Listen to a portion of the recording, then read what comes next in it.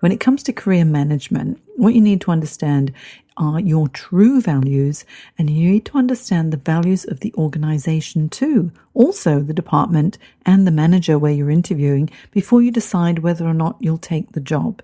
Because if there's a misalignment of values, and this happens so often, then there is the danger that over time you find that you won't be satisfied in that environment. Welcome to Jane Jackson Careers, a podcast that takes your career to the next level. Here's your host, Jane Jackson, author of Amazon Careers bestseller, Navigating Career Crossroads.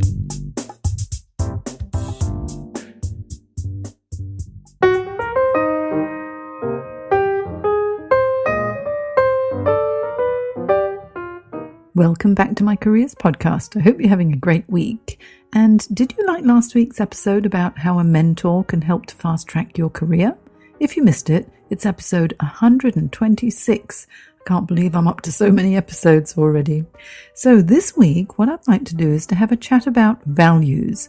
I'll also share on this episode my interview on Hope Radio 103.2 FM with Laura Bennett and Duncan Robinson, during which we discuss why values are so important to us.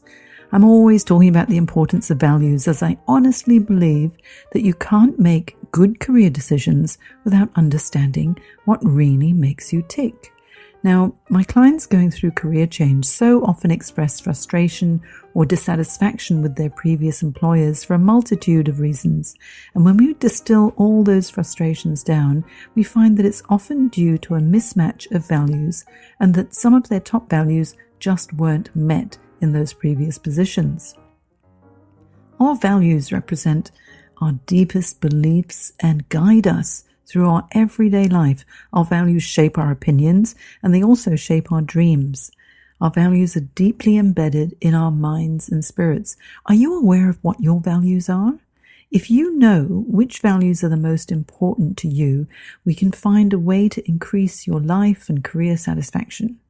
Also, if we don't know which ones are important to us, what happens is we usually suffer a lot of physical, mental, and emotional stress over time. Let's have a listen to this 3-minute interview on Hope Radio, and then we'll talk about some research by the well-known American researcher John DeMartini, who's a best-selling author and international speaker in human behavior.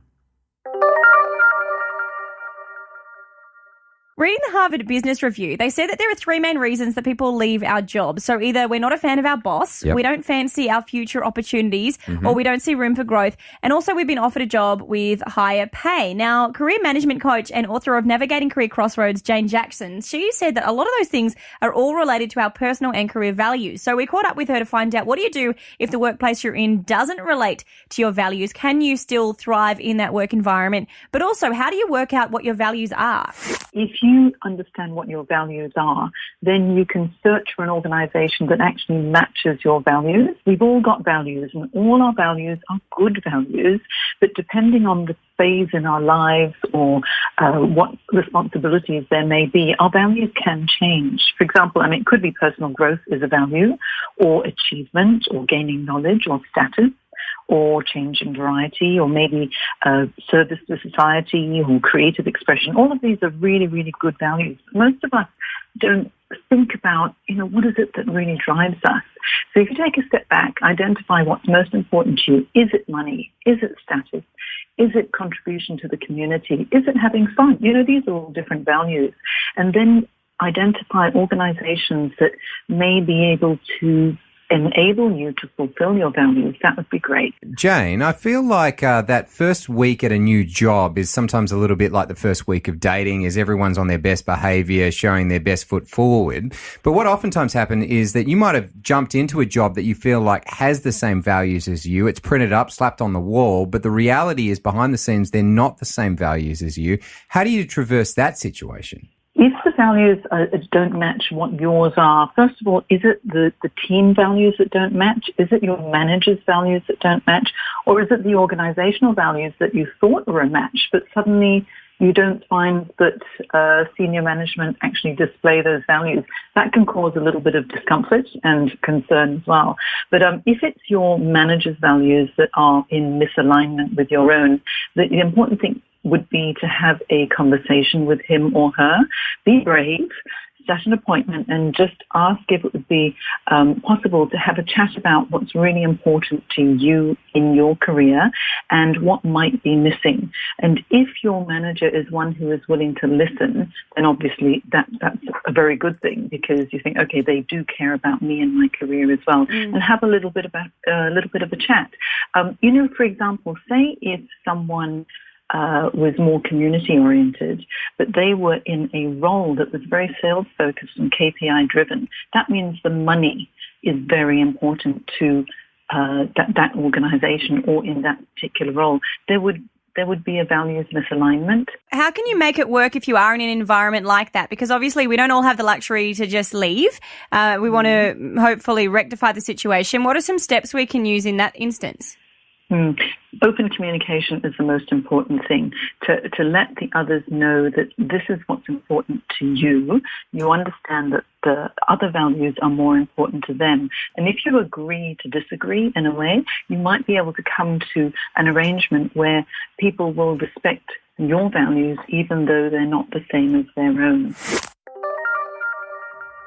Now, following on from that interview on Hope Radio 103.2 FM, let's consider some research on the importance of values by John DeMartini. Everyone has a set of values, things that are most important to them, and we're able to discern what those values might be by the way they behave at work and at play. So John DeMartini said that values are like fingerprints. No two people have the same set of values, and no one's values are right or wrong.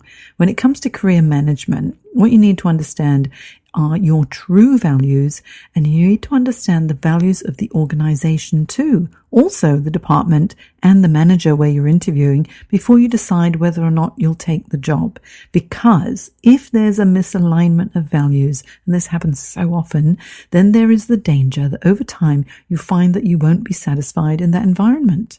DeMartini conducted 42 years of research into human behavior, and he developed something called the DeMartini Value Determination Process, which I really like because it's a series of 13 questions that reveals what you truly value. Yeah, I'm just going to go through these 13 questions for you, and you have a little bit of a think about it. What do you fill your space with? That's the home and the office. Number 2, how do you spend your time? 3, what energizes you the most? Number 4, what do you spend your money on? Is it cars? Is it food? Is it the basic necessities or fun stuff? What about number 5? Where are you most organized? Is it at work? Is it at home? Is it when you're organizing the children or when you're going out for sport? Have a think about that. Number 6 is, where are you most disciplined and reliable? That's interesting. Can they rely on you at work, but not at home? Or can your friends always rely on you, but your family can't? Have a think about that too. Number 7 is, what do you think about or focus on most? What are your dreams? What are your hopes? What are your aspirations? What keeps coming up in your mind? Number 8, what do you envisage or dream about most? Similar to the other one, but really focusing on the future. And what do you internally dialogue about most? What's that little voice inside you always saying to you? Number 10, what do you externally dialogue about most? What worries you about the external environment? And 11, what are you inspired about most? Who or what inspires you on a day-to-day basis or occasionally?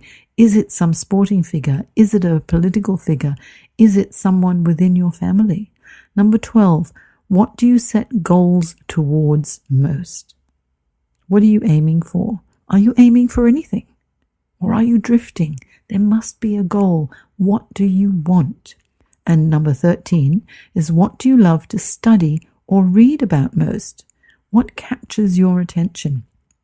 These are really telling questions. So if you give 3 answers for each, you'll see a pattern performing. I'll put these questions on my show notes in janejacksoncoach.com for this episode so you can have a look at them again.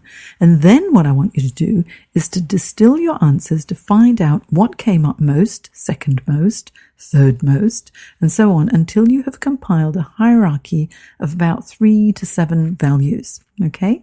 Now, what we perceive to be missing from our lives gives rise to our values.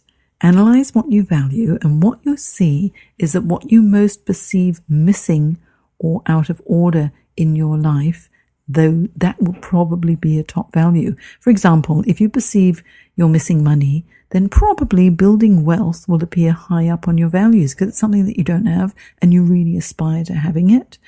And if you're trying to decide what job best suits you, understanding what you value provides the clue to the type of work that will provide you an inspired and fulfilled life. What I've got in my book, Navigating Career Crossroads, is an in-depth assessment to help you identify your values and also to rank them in order of importance. I wrote Navigating Career Crossroads to help everyone who's a little bit lost in their careers, and I found that I must have a values assessment in there in order for the rest of the information in the book to be even more valuable to you. Anyway, once you've done that in-depth assessment, then you can identify which values are currently being met in your personal life and in your professional life. You'll also identify what's missing. Once you know what's missing, that's when you can start to take action to fulfill your values that are crying out to be met. Now, I'd love to be able to help you to find and follow your true passion and direction. So if you want to have a chat, feel free to book in for a complimentary chat about your needs. How to do it? You just go to janejacksoncoach.com and click on the book an appointment link. It's just a free short chat, and we can just have a little bit of a discussion as to what's important to you, what's missing, what's going on, and see if you need coaching or not. It's perfectly complimentary, and I'm always up for a good chat. And even though I'm based in Sydney, Australia, wherever you are in the world, Zoom meetings or Skype make it possible for us to work face to face. So for more information about all of this, go to my show notes under podcast in janejacksoncoach.com, and I look forward to seeing you there. And remember, until next time, believe in yourself and create magic.